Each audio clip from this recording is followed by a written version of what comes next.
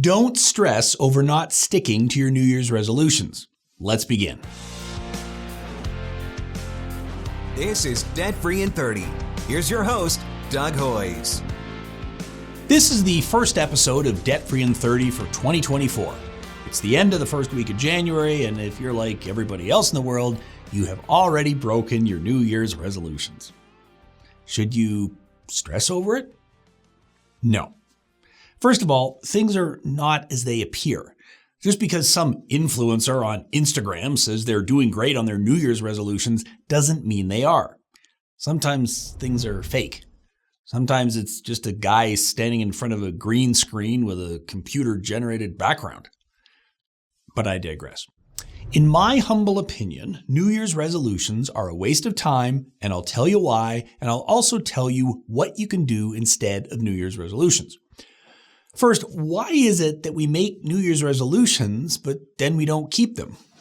We make New Year's resolutions because we humans like round numbers.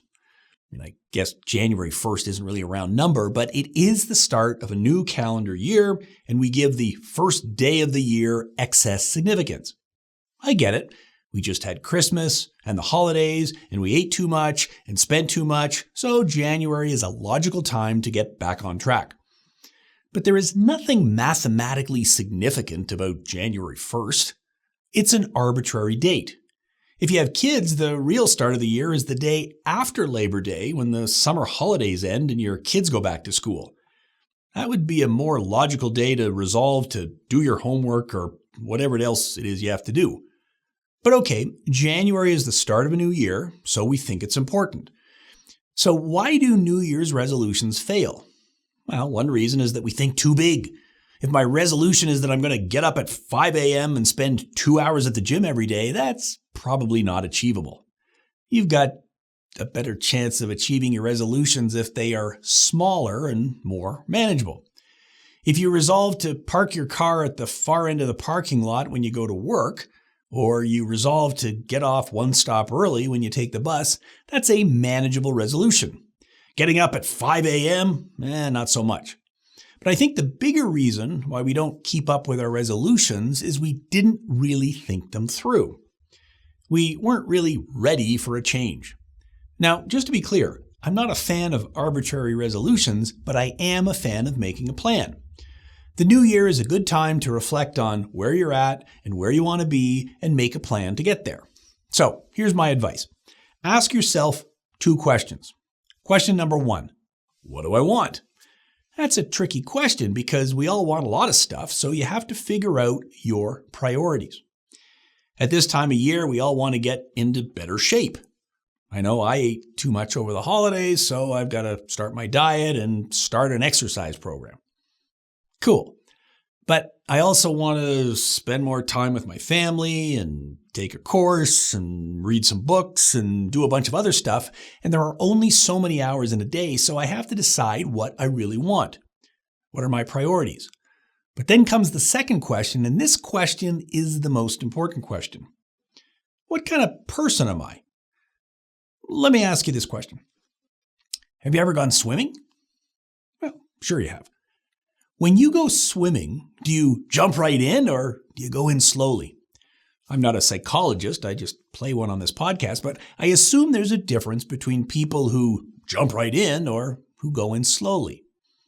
Which kind of person are you? If you're a jump right in kind of person, you may have a better chance of fulfilling your New Year's resolutions because a New Year's resolution is a jump right in kind of thing.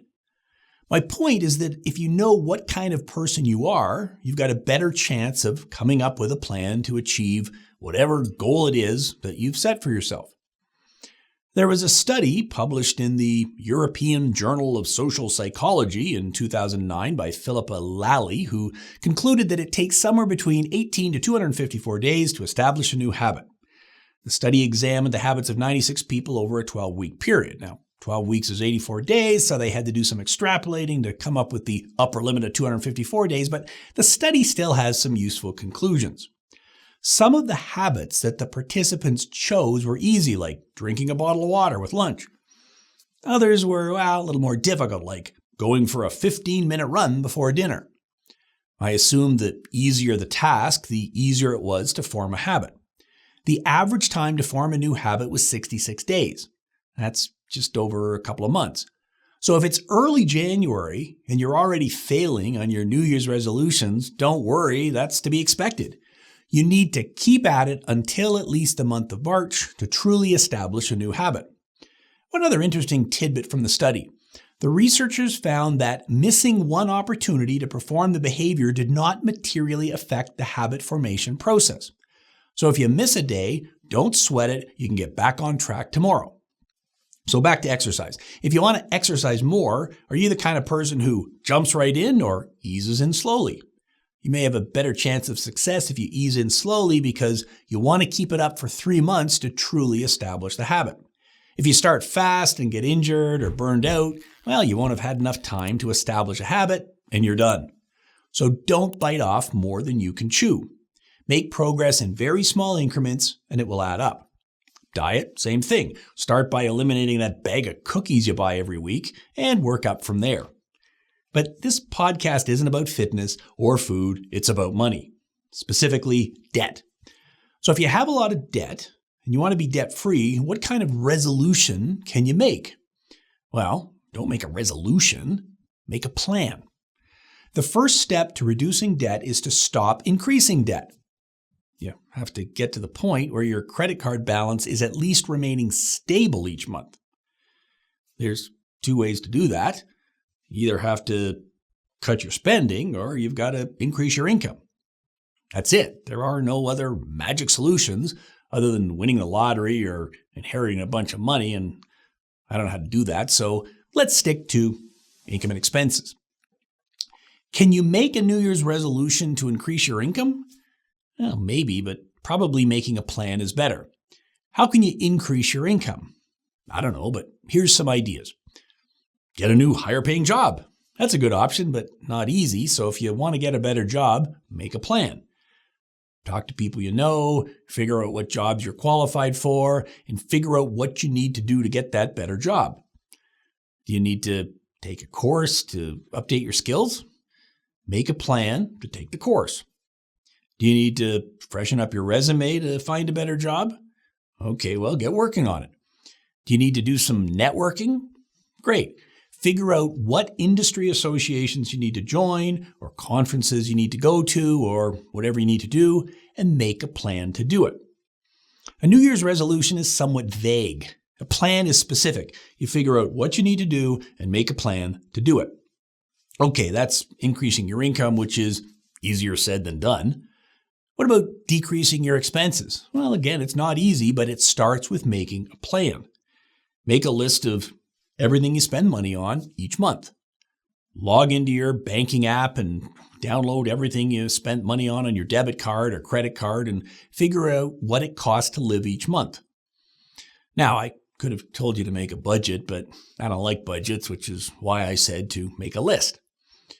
Then, like Santa, after making a list, you check it twice and see which of your expenses are naughty or nice. What expenses can you cut? Some might be easy. I'll start making my own coffee instead of buying it at the coffee shop. Some might be difficult or take time, like finding a less expensive place to live or finding a roommate or moving in with family or whatever. But again, you make a list, make a plan, and get started. Your goal is to find a way to get your expenses to be lower than what your income is each month, because if you can do that, you can free up cash that can go towards paying down your debt.